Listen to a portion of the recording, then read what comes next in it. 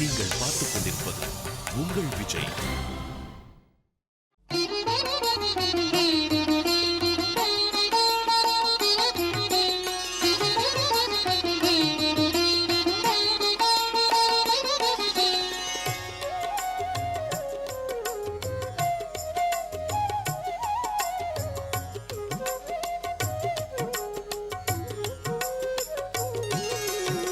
रङ्केशमां पाहि रङ्केशमां पाहि रङ्केशमां पाहि रङ्गप्रभो. लक्ष्मीनाथसमारम्भां नादयामुनमध्यमाम् अस्मत्ताचार्यपर्यन्तां वन्दे गुरुपरम्परां. नमश्रीरङ्गनाथाय कावेरी मध्यशायिने अर्चावतारश्रेष्ठाय सर्वमङ्गलदायिने. குடதிசை முடியை வைத்து குணதிசை பாதம் நீட்டி வடதிசை பின்பு காட்டி தென்திசை இலங்கை நோக்கி கடல் நிற கடவுள் எந்தை அரவனை துயிலுமா கண்டு உடலென குறுகுமாலோ என் செய்கேன் உலகத்தீரே குடதிசை முடியை வைத்து.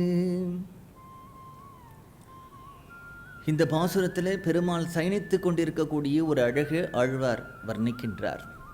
இன்றைக்கும் ரங்கநாதருடைய ஆலயத்துக்கு நம்ம பெருமாளை சேவிக்க செல்லும் பொழுது அந்த சந்தன மண்டபத்தில் நாம் பார்த்தோமானால் அங்கு ஒரு கண்ணாடி கிளாஸில் ஒரு நாயக்க மகாராஜா குடும்பத்தோடு நிற்கக்கூடிய ஒரு மூர்த்தி அங்கே பார்க்கலாம், ஒரு உருவத்தை. அந்த ராஜா கீழே எழுதியிருக்கும் விஜய ரங்க சொக்கநாதன் அப்படிங்கிற ஒரு நாயக்க ராஜா. ஏன் அவனுடைய சித்திரம், அவனுடைய உருவத்தை அந்த இடத்துல ஒரு குடும்பத்தோடு பண்ணி வைத்திருக்கா அப்படின்னுட்டா, ஸ்ரீரங்கத்தில் பங்குனி உத்திரம், அந்த பங்குனி உத்திரத்தை அன்னைக்கு பெருமாளுடைய சேர்த்தி உற்சவம் கத்தியத்திரயம் இதெல்லாம் எவ்வளவு விசேஷமோ அது மாதிரி ராப்பத்து பகல் பத்துன்னு சொல்லக்கூடிய அத்தியன உற்சவம், அந்த அத்தியன உற்சவத்திலையும் அதுவும் வைகுண்ட ஏகாதசி அப்படிங்கிற பரமபத வாசல் இதெல்லாம் பூலோக வைகுண்டமாக இருக்கிறதுனால ஸ்ரீரங்கத்தில் விமர்சையாக இருக்கக்கூடிய உற்சவம். அது மாதிரி கைஷிக துவாதசி, அந்த கைஷிக துவாதசி அன்னைக்கு பெருமாள் அங்கிருந்து அப்படியே இந்த படிக்கட்டில் எழுந்தருளி அரையர் தாளத்தோடு சேவித்து கொண்டு வர பெருமாளை எல்லாரும் அப்படியே கோஷத்தோட பெருமாள் ஆடிண்டு குலுங்கிண்டு அப்படியே அந்த பக்கம் சேனை முதலியார் பக்கம் வரும்பொழுது அந்த பிரகாரம் மூடி இருக்காததுனாலே பெருமாளுக்கு அந்த குளிர் படக்கூடாதுங்கிறதுக்காக அழகாக போர்த்தி அந்த மண்டபத்தை கைஷிக துவாதசி மண்டபத்தில் வந்து எழுந்தருளுவார். அப்போ பெருமாள் மீது பச்சை கற்பூரம் 365 ஷால்வே எல்லாம் போட்டு ரொம்ப விமர்சையான ஒரு உற்சவம். அந்த உற்சவம் கைஷிக துவாதசி உற்சவம். அந்த கைஷிக துவாதசியிலே அந்த உற்சவத்தை சேவிக்கணும் அப்படிங்கிறதுக்கு தான் விஜயரங்க சொக்கநாதன் அப்படிங்கிற ராஜா அங்கே வந்தார். அவர் வரத்துக்குள்ளே அந்த உற்சவம் முடிந்து போயிடுது. ஸ்ரீரங்கத்துக்கும் திருப்பதிக்கும் ஒரு வித்தியாசம்.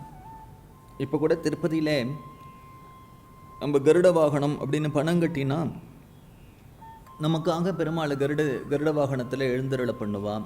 அப்புறம் ஹனுமத் வாகனம்னு பணம் கட்டினா அதுக்காக பெருமாளை ஹனுமத் வாகனத்தில் எழுந்தருளை பண்ணுவான். நமக்காக பெருமாளுக்கு அங்கே உற்சவங்கள் நடக்கும். பணம் கட்டினா மண்டகப்படி மாதிரி. ஆனால் ஸ்ரீரங்கத்தில் அப்படி இல்லை. ஒரு வருடத்தில் இந்த உற்சவத்தை இன்றைக்கி சேவித்தா இதே உற்சவத்தை அடுத்த வருடம் அதே உற்சவத்தில் தான் சேவிக்க முடியுமே தவிர நடுவில் அந்த உற்சவத்தை யாருக்காகவும் திரும்பி பண்ணுற வழக்கம் இல்லை. அதனாலே இந்த கைஷிக துவாதசி உற்சவத்தை சேவிக்கணும்னு வந்த ராஜா இந்த உற்சவத்தை சேவிக்க முடியாமல் போயிடுத்தே, நம்ம தாமதமாக வந்துட்டோமே, திரும்பி அந்த உற்சவத்தை பண்ணி பார்க்கணும்னு ஆசைப்படும் பொழுது ஆனால் அப்படி பண்ண முடியாது. ஸ்ரீரங்கத்தில் அடுத்த வருடம்தான் அந்த உற்சவம்னு சொல்லி அந்த உற்சவத்தை சேவிக்கணும் அப்படிங்கிற ஆசையில் எந்த இடத்துல அவனுடைய திருமேனியை அப்படி வச்சிருக்காளோ நமக்கு ஞாபகப்படுத்துறதுக்காக அந்த ஒரு இடத்துல ஒரு வருடம் குடும்பத்தோடு அந்த ராஜா தங்கியிருந்தார். விஜயரங்க சொக்கநாதன்கிற நாயக்க ராஜா பெருமாளுடைய கைஷிக துவாதசியிலே அவருடைய சேவையை சேவிக்கணும் அப்படின்னுட்டா அது எவ்வளவு அழகான சேவை. அத்தகைய சேவையை சேவிக்கணும் தான் அவர் ஆசைப்பட்டு வந்தார். இன்றைக்கும் நாம் பெருமாளை சேவித்து விட்டு அப்படி வரும்பொழுது அந்த இடத்துல அவருடைய திருவுருவத்தை பார்க்கலாம். பெருமாளுடைய எதுதான் அழகு, அவனுடைய திருமுடி அழகா, திருவடி அழகா, அவனுடைய முன்னழகு அழகா, பின்னழகு அழகா, எல்லாம் தானே அழகு. அதனால அவனுடைய சிரசு இருக்கக்கூடிய இடத்துல அந்த பெரிய ஆதிசேஷன் இருக்கிறதும், அவனுடைய திருமுடியும், அவனுடைய அகன்ற லல்லாட்டம் நெற்றியும் கண்களுமே அழகு. இல்லை 2 பாதத்தை அப்படி ஒய்யாரமாக வச்சுருக்கானே அது அழகா, அஸ்தத்தை நீட்டின் இருக்கிறது அழகா, மடித்து வைத்து கொண்டிருக்கிறது அழகா, அவனுடைய வக்ஷஸ்தலம் திருமார்பு அழகா, முசு முசுன்னு இருக்கக்கூடிய பெரிய திருமேனி பெருமாளுடைய திருமேனி.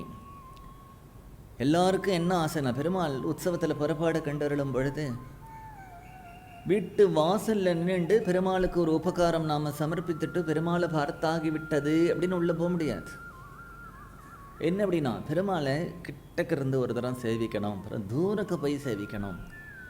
கிட்டக்க பார்க்கும் பொழுது எப்படி இருக்கார், அப்புறம் 10 தப்படி தள்ளி போய் நின்னா எப்படி தெரிகிறார், அப்புறம் ரொம்ப தூரக்க போய் பார்க்கும் பொழுது, கிட்டக்க பார்க்கும் பொழுது அந்த பெருமாளுடைய அந்த பெருமாளுக்கு வாரை சேர்த்திருக்காளே அந்த வாரையும் ஸ்ரீபாத தாங்கிகளோடு நமக்கு தரிசனம் கிடைக்கும்.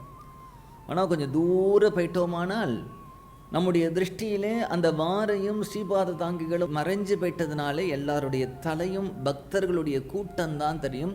அந்த பக்தர்களுக்கு கூட்டத்துக்கு நடுவில் பெருமாள் தானா அப்படி ஜில்லு ஜில்லு ஜில்லுன்னு அப்படி குதிச்சு குதிச்சு வரா மாதிரி.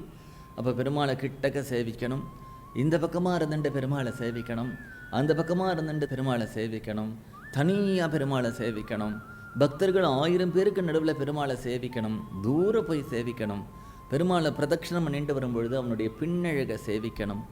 எல்லாமே அவனுக்கு அழகு தானே. அதனால் முன்னழகு, பின்னழகு, நடையழகு, அவனுடைய திருமஞ்சன சேவை, அவனுடைய கண்ணாடி அறையில் அவனுடைய சேவை, வாகனங்கள் அவன் புறப்பாடு பண்ணி கொறக்கூடிய சேவை, தேரில் வரக்கூடிய சேவை, எல்லா சேவையும் அழகான சேவை. அதனால் குடதிசை முடியை வைத்து குணதிசை பாதம் நீட்டி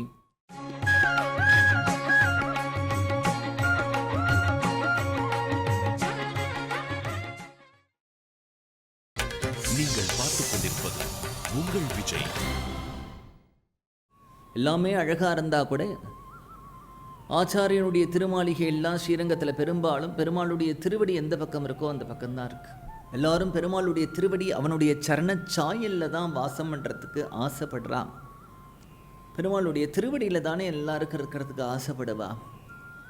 மகாபாரத யுத்தம் நடக்க போகிறது அப்படிங்கிறது தீர்மானம் ஆயிடுத்து. பகவானே தூது போனால் யுத்தம் வேண்டாம் அப்படின்னுட்டு அது நடக்கலை. யுத்தம் வரக்கூடிய ஒரு சூழ்நிலை வந்துடுத்து. யுத்தம் வரப்போகிறது அப்படின்னுட்டா இந்த கிருஷ்ணனோ என்ன பண்ணுறான் அப்படின்னுட்டா தர்மபுத்திரருடைய வீட்டுக்கு சகஜமாக வருவானாம். யாரோ பெல்லடிப்பா திறந்து பார்த்தா வாசலில் கிருஷ்ணன் நிற்பார். இல்லைனா தர்மபுத்திரர் யாரோ வந்து நம்ம வீட்டு சோஃபாவில் உட்கார்ந்துருக்காரே, யார் வந்திருக்காருன்னு பார்த்தா கிருஷ்ணர் வந்து உட்கார்ந்துருப்பார். அவ்வளவு சர்வசகஜமாக வர்றார் தர்மபுத்திரருடைய கிரகத்துக்கு கிருஷ்ணர். தர்மபுத்திரர் சொல்கிறார், எவ்வளவோ பேர் உன்னை வாவான்னு கூப்பிடுறான், அவள் வீட்டுக்கு போகலை, நான் கூப்பிடாமையே வர, எனக்கு அது மரியாதை இல்லை, அதனால் எழுந்து 10 தப்படி போ, நான் கூப்பிடுறேன், அப்புறம் வா.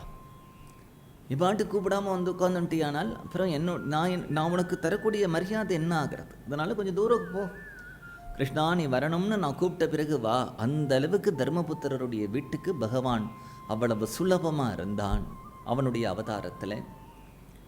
மகாபாரதம் யுத்தத்தில் கிருஷ்ணனுடைய உதவி வேணும் அப்படின்னுட்டு அர்ஜுனனும் நினைக்கிறான், அது மாதிரி துரியோதனனும் நினைக்கிறான்.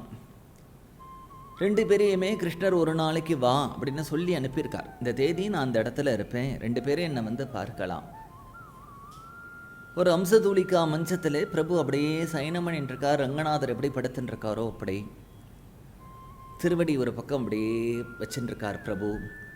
அந்த திருவடி எப்படி இருக்குன்னா, முத்தும் மணியும் வைரமும் நன் பொன்னும் தத்தி பதித்து தலை பெய்தார் போலெங்கும் 10 விரலும் மணிவண்ணன் பாதங்கள் ஒத்திட்டிருந்தவா காணீரே ஒண்ணுதலீர் வந்து காணீரே. அது மாதிரி முத்தும் மணியும் வைரமும் நன்பொன்னும் தத்தி பதிந்து தலை பெய்தார் போலெங்கும் 10 விரலும் மணிவண்ணன் பாதங்கள் ஒத்திட்டிருந்தவா காணீரே. அத்தகைய திருப்பாதம். பகவான் எந்த வீட்டுக்குள்ளேயாவது வந்து பால் வெண்ணை திருடிவிட்டு போனானால் அவனுடைய உடம்புல அந்த பால் வெண்ணெய் தயிர் வழிந்து அது கால்களில் கீழே அப்படியே அங்கங்கங்கே அச்சா இருக்க. இன்றைக்கு கூட கிருஷ்ண ஜெயந்தி அன்றைக்கு நம்ம அரிசி மாவுனாலே இப்படி கிருஷ்ணனுடைய காலை போடுறோமே, அது என்ன அப்படின்னுட்டா, நம்ம வீட்டுக்கு கிருஷ்ணன் பால் வெண்ணெய் திருடுறதுக்கு வந்துட்டு போயிருக்கான். அவன் அப்படி கையில் சாப்பிட்ட பாலும் வெண்ணையும் தயிரும் வழிந்து காலில் வழிந்து அப்படி திருவடி அங்கங்கே இருக்கு. இந்த பால் வெண்ணெய் தயிரில் அப்படி திருவடியை வச்சுருக்கானே, அதில் திருவடி மட்டும்தான் இருக்கணும். இல்லை சங்க ரேகை, சக்கர ரேகை, பதும ரேகை, வஜ்ர ரேகை எல்லாம் அப்படி இருக்கா. அதில் அத்தகைய திருப்பாதத்தை நீட்டி கொண்டு பகவான் சயனம் செய்து கொண்டிருக்கின்றான். துரியோதனன் வருகின்றான். முதலிலே அர்ஜுனனுக்கு முன்னாடி நம்ம வந்துடணும். அர்ஜுனன் ஏதாவது நமக்கு கேட்டு வாங்கின்ற போயிட்டு போகிறான் கிருஷ்ணன்ட்ட. கிருஷ்ணனுக்கே அர்ஜுனன் மேலே ஒரு பிரியம் உண்டு. அதனால் முன்னாடி வரணும்னு வந்தான். ஆனால் கிருஷ்ணரோ தூங்கின்னு இருக்கார். என்ன பண்ணுறதுன்னு தெரியல. கிருஷ்ணா கிருஷ்ணான்னு கூப்பிட்டு பார்த்தான், அவர் எழுந்துக்கலை. சரின்னு திருவடி கீழே கொஞ்ச நாள் உட்காந்துட்டான். அப்படியே பார்த்தான். பார்த்தவனுக்கு தோணித்து, இவரோ மாடு மேய்க்கிறவர். மாடு மேய்க்கிறவனுடைய காலடியில் நம்ம உட்கார்ந்துட்டு இருந்தா நம்ம கௌரவம் என்ன அர்த்தம்? நம்மளோ பட்டாபிஷேகம் பண்ணிட்ட ராஜா. நல்ல வேலை இந்த கிருஷ்ணனுடைய கால் பக்கம் நம்ம உட்கார்ந்துட்டதை ஒருத்தர் பார்க்கலை அப்படின்னு தலை பக்கம் மாற்றி வந்து உட்கார்ந்துட்டான். அதுக்குள்ளே அர்ஜுனன் வந்தான். அர்ஜுனன் வந்து பகவானுடைய திருவடியில் உட்கார்ந்துட்டு அப்படியே திருவடியே பார்த்து தியானம் பண்ணிட்டு இருக்கான். ரெண்டு பேரும் வந்த பிறகு கிருஷ்ணர் எழுந்துக்கிறார். ஓ அர்ஜுனா, துரியோதனா, எப்போ வந்தேல், என்ன விஷயம்?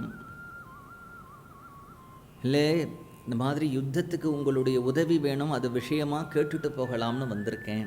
சரி, என்கிட்ட 2 விஷயம் இருக்குது. இந்த யுத்தத்தில் உங்கள் 2 பேருக்கும் நான் உதவி பண்ணுறதா இருக்கேன். எனக்கு ஒன்றும் பக்ஷபாதம் வேண்டியவன் வேண்டாதவன் கிடையாது. அப்படி சில பேர் சொல்லிக்கிறான் அவளுடைய அபிப்பிராயத்தினால. அதனால் எங்கிட்ட என்ன இருக்குது, நான் யாருக்கு என்ன தரப்போகிறேன் அப்படிங்கிறத காட்டிலும் எங்கிட்ட என்ன இருக்குதுன்னு சொல்லிடுறேன். யாருக்கு என்ன வேணுமோ கேட்கலாம். முதல்ல அர்ஜுனன் கேட்கட்டும். துரியோதனன் சொல்கிறான், பத்தியா, முதல்ல அர்ஜுனன் கேட்கட்டும்னு சொல்கிறியே, நான் தானே முதல்ல வந்தேன், எனக்கு தான் நீ வந்து என்ன வேணும்னு கேட்கணும். இல்லை, நீ முதல்ல வந்திருக்கலாம். ஆனால் நான் எழுந்துட்ட உடனே என் பார்வை அர்ஜுனன் மேலே தான் பட்டது. ஏன்னா அவன் திருவடியில் உட்கார்ந்துட்டு இருந்தான் இல்லையா. எழுந்துட்ட உடனே இப்படி தலையை திருப்பி யார் இருக்கான்னு பார்க்க மாட்டா, முன்னாடி யார் இருக்கான்னு பார்ப்பா. இப்படி தான் பகவானை பார்த்தான். என்னுடைய திருஷ்டி அர்ஜுனன் மேலே விழுந்ததுனால அர்ஜுனனுக்கு என்ன வேணும்னு முதல்ல கேட்கிறேன், அப்புறம்தான் உனக்கு. சரி, என்னவோ உங்ககிட்ட 2 இருக்குது, கொடுக்க போகிறேன், நீ அது என்னது அப்படின்னார். ஒன்று என்னுடைய சைன்யங்கள், இன்னொன்று நான் வெறும் ஆள். 2 இருக்குது. என்னுடைய சைன்யங்கள், சதுரங்க சைன்யங்கள் அத்தனையும் ஒருத்தருக்கு தரேன். குதிரைப்படை எடுத்துக்கோங்க, யானைப்படை எடுத்துக்கோங்க, காலாட்படை எடுத்துக்கோங்க, தேர்ப்படை, ரதப்படை எடுத்துக்கோங்க, அத்தனையும் ஒருத்தருக்கு. நான் ஒருத்தராக தனியாக இருப்பேன். ஆனால் அந்த யுத்தத்தில் நான் வந்து எந்த ஆயுதமும் கையில் எடுக்க மாட்டேன். கத்தி எடுத்துகிட்டு வரமாட்டேன், கதையை எடுத்துகிட்டு வரமாட்டேன், சக்கரத்தை எடுத்துகிட்டு வரமாட்டேன், எந்த ஆயுதமும் எடுத்துக்க மாட்டேன். யுத்தத்தில் வெறும் ஆளாக வருவேன். வெறும் ஆளான நான் வேணுமா, என்னுடைய சதுரங்க சைன்யம் வேணுமா அப்படின்னு உடனே இங்கே துரியோதனனுக்கு வயத்தை கலக்கிறது. எங்கேயாவது அர்ஜுனன் வந்து சதுரங்க சைன்யம் வேணும்னு கேட்டுற போகிறானே. ஆனால் அர்ஜுனன் என்ன சொல்கிறான், எனக்கு சதுரங்க சைன்யம் வேண்டாம் கிருஷ்ணா, நீ தான் வேணும் அப்படிங்கிறான். துரியோதனனுக்கு ஒரே சந்தோஷம். நல்ல வேலை இந்த அர்ஜுனன் முட்டாள்தனமாக அப்படி கேட்டுட்டான். நாம் நினச்சோம் எங்கேயாவது அவன் சைன்யங்களை கேட்டுட போகிறான்னு. ரொம்ப சந்தோஷம் அவனுக்கு. உடனே அர்ஜுனனை கேட்டதுக்கு பிறகு பகவான் துரியோதனனை பார்த்து கேட்ட உடனே துரியோதனன் சந்தோஷமாகவே சொன்னான், எனக்கு ஒன்றும் வருத்தம் இல்லை, ஏன்னா நான் இதை தான் கேட்கணும்னு நினச்சேன். உன்னுடைய சைன்யங்கள் வேணும் தான் கேட்கணும்னு நினச்சேன். நல்ல வேளையாக அர்ஜுனன் அதை கேட்கலை. எனக்கு நீ உன்னுடைய சைன்யங்களை கொடுத்துட்டா போகிறோம். நீ வெறும் ஆளாக வந்து நீ வெண்ணை தின்னுட்டு உட்காந்துட்டு இருப்ப, என்னத்துக்கு நீ? அதனால் உன்னை சைன்யம் போகிறோம் அப்படின்னு விட்டான். சந்தோஷமாக போயிட்டான் துரியோதனன். அர்ஜுனன் இருக்கும் பொழுது பகவான் கேட்கிறார், அர்ஜுனா என்னடா இப்படி கேட்டுட்ட? சதுரங்க சைன்யம் வேணும்னு கேட்கக்கூடாதா? என்ன போய் கேட்டியே? கிருஷ்ணா, எனக்கு சைன்யமே வேண்டாம், நீ இருந்தால் போகிறோம். நீ வந்து ஏதோ யுத்தத்தில் நான் இருப்பேன், நீ அது கூட வேண்டாம். நீ இருக்கிற இடத்துல அர்ஜுனன் சௌக்கியமாக இருக்கட்டும். நானே உன்னுடைய மனசுனால நீ என்னை நினச்சா போகிறாதா? எனக்கு க்ஷேமம் வரணும்னு நினச்சா போகிறாதா? நீ பிரத்யக்ஷமாக வேற வரணுமா அப்படின்னு அர்ஜுனனுடைய ஹிருதயம் எத்தகையதாக இருக்குது. அதனால தான் மகாபாரத யுத்தம் நடக்கும் பொழுது அந்த பக்கம் அர்ஜுனனுடைய படை இருக்கு, இந்த பக்கம் துரியோதனாதிகளுடைய படை இருக்கு.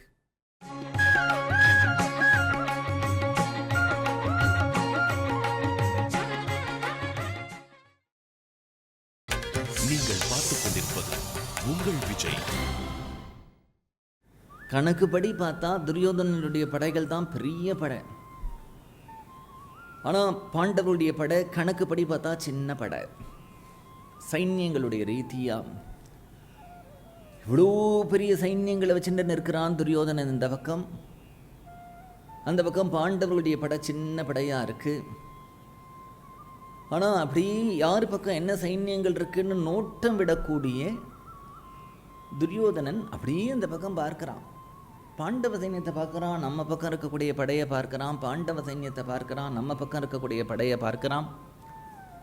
பாண்டவ சைன்யத்தை பார்த்துட்டு நம்ம பக்கம் இருக்கக்கூடிய படையை பார்த்துட்டு அவன் சொல்கிறான், என்னவோ இது குறைச்சலாக இருக்கே, அந்த பக்கம் ஜாஸ்தியாக இருக்கே, என்னவோ இங்கே குறையிறது, சம்திங் இஸ் மிஸ்ஸிங் அப்படின்னு தோன்றது அவனுக்கு. என்ன மிஸ்ஸிங்னு தெரியல, ஆனால் ஏதோ குறையிறது பார்க்குறான். எல்லாம் கணக்கு பார்த்தா கணக்கு பெருசாக இருக்குது. நம்ம பக்கம்தான் நிறையா யானைகள் இருக்குது, நம்ம பக்கம்தான் குதிரைகள் இருக்குது, ஆட்களும் நம்ம பக்கம்தான் நிறையா இருக்கா, தேர் நம்ம பக்கம் இருக்குது. ஆனால் அவ்வளவு இல்லை அந்த பக்கம். அவ்வளவு இல்லாட்டாலும் கூட அந்த பக்கம் அவனுக்கு பெருசாக தெரியறது. ஏன்னா பூர்ணமான வஸ்துவான பகவான் அந்த தேர் தட்டில் உட்கார்ந்துட்டு இருக்கிறதுனாலே, பூர்ணமாக அவன் இருக்கிறதுனால இந்த பூர்ணமாகவும் இது எவ்வளவு இருந்தும் பூர்ணமான வஸ்து இல்லாததுனாலே இது குறைஞ்சி இருக்கிற மாதிரி தோன்றது இல்லையா. அதனாலே பெருமாளுடைய திருவடி அப்படின்னு விட்டா, அந்த பெருமாள் எந்த பக்கம் திருவடியை நீட்டின்னு இருக்காரோ அவருடைய திருவடியில் தான் சர்வைஸ்வரியங்களும் இருக்குது, சர்வக்ஷேமங்களும் இருக்குது. அதுதான் சேவிக்கத்தக்கது. எல்லாரும் என்ன சொல்கிறா பகவான்கிட்ட, என்னுடைய சிரசு சதா உன்னுடைய திருவடியில் இருக்கட்டும், என்னுடைய தலை எங்கே இருக்கணும்னா உன்னுடைய திருவடியிலேயே. ஒருத்தரை பார்த்து நம்ம விழுந்து சேவித்தாலும் கூட இந்த திருவடியை தானே தொட்டு கண்ணில் ஒத்திக்கிறோம். அந்த திருவடி பலம் அப்படின்னு சொல்கிறோம். அத்தகைய திருவடியை தான் தொட்டு கண்ணில் ஒத்திக்கிறோம். அதனால சொல்கிறார், கூட திசை முடியை வைத்து குணதிசை பாதம் நீட்டி பின்பு பக்கம் வட திசை பின்பு காட்டி. பெருமாளுடைய பின்னழகு வடதிசையில் இருக்கு. தென் திசை இலங்கை நோக்கி. சாதாரணமாக தேவதைகளை வச்சு பூஜை பண்ணும் பொழுது என்ன சொல்லுவா அப்படின்னா, தெற்க பார்த்து சுவாமியை வைக்காதே, கிழக்க பார்த்து தான் வச்சு பூஜை பண்ணணும், தெற்க பார்த்து பிரதிஷ்டை பண்ண மாட்டா பெரும்பாலும். அது மாதிரி வீட்டில் கூட நம்ம ஒரு சுவாமி ஒரு மேடை அமைக்கிறோம் அப்படின்னு விட்டால் அது தெற்க பார்த்து இருக்கக்கூடாது. தெற்கு பக்கம் பித்ருக்கள் இருக்கக்கூடிய இடம், தெற்கு பக்கம் யமலோகம் இருக்கக்கூடிய இடம். அதனால தெற்கு பக்கம் சேவிக்கவே கூடாது, தெற்கு பக்கம் சேவிக்கவும் கூடாது. தீபம் ஏற்றினா கூட அந்த தீபம் தெற்கு பக்கமாக பார்த்து எரியக்கூடாது. அது மாதிரி தெற்கு அப்படிங்கிறது இறந்தவர்களுடைய காரியத்துக்காக பயன்படக்கூடிய ஒரு திசை. அதனால நமக்கு என்ன அப்படின்னுட்டா தெற்கு பக்கம் இருக்கக்கூடாது. ஆனால் பெருமாள் இங்கே என்ன பண்ணுறார் அப்படின்னா, தென் திசை இலங்கை நோக்கி. அவர் பார்த்துன்னு இருக்கிறது எங்கே அப்படின்னுட்டா தெற்கு பக்கமாக தான் அவருடைய சன்னதி அமைஞ்சிருக்கு. அந்த தெற்கு பக்கமாக தான் பார்த்துன்னு இருக்காராம். ஏன் தெற்கு பக்கமாக பார்க்கிறார் அப்படின்னுட்டா, விபீஷனுடைய ராஜ்யமாச்சே. இன்றைக்கும் சூக்ஷ்மமாக அந்த இலங்கை பிரதேசத்தை விபீஷ்ணன் தான் ராஜ்ய பரிபாலனம் பண்ணிட்டு இருக்கான் அப்படின்னு புராணங்கள் எல்லாம் சொல்கிறது. சிரஞ்சீவி அவன்கிட்ட தானே ராமச்சந்திர பிரபு கொடுத்தார் ரங்கநாதனை. தர்மவர்மாங்கிற ராஜாவுக்காக தானே இங்கே பெருமாள் எழுந்தருளினார். விபீஷணன் நம்ம சொன்னபடி கேட்டு கொடுத்துட்டு போயிட்டான். அதனால அவனுடைய ராஜ்யத்தை இங்கிருந்தே கட்டாட்சம் பண்ணுவோம் அப்படிங்கிறதான், இங்கிருந்தே இலங்கையை கட்டாட்சம் பண்ணிட்டு இருக்காராம். அதனால தென் திசை இலங்கை நோக்கி கடல் நிற கடவுள் எந்தை அரவணை துயிலுமா கண்டு உடலென குறுகுமாலோ என் செய்கேன் உலகத்தீரே.